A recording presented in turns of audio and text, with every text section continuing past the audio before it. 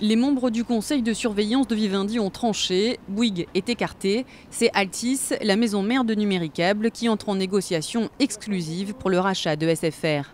L'offre prévoit le paiement de 11,75 milliards d'euros à Vivendi et l'attribution de 32% du capital de la nouvelle entité.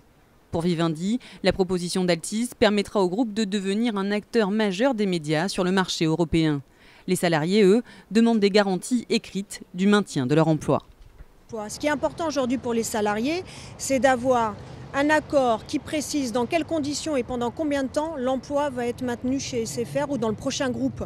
Donc on demande que les partenaires sociaux d'SFR et les partenaires sociaux de Numéricable soient reçus dans le cadre des discussions exclusives qu'il va y avoir dans les prochaines semaines avec Vivendi. Certains spécialistes craignent les risques de surendettement d'Altis. C'est une opération qui est effectivement un peu tendue puisqu'on arrive à peu près 4 fois le résultat d'exploitation pour le ratio d'endettement, ce qui est un ratio que pour certaines agences de notation, on ne trouverait pas très confortable. Altis et Bouygues se livrent depuis le 5 mars une bataille sans merci pour convaincre Vivendi. Jeudi, Bouygues avait ainsi relevé son offre à 11,3 milliards d'euros en proposant à Vivendi de lui octroyer 43% du capital de cette nouvelle entité. Altis avait aussi relevé son offre in extremis.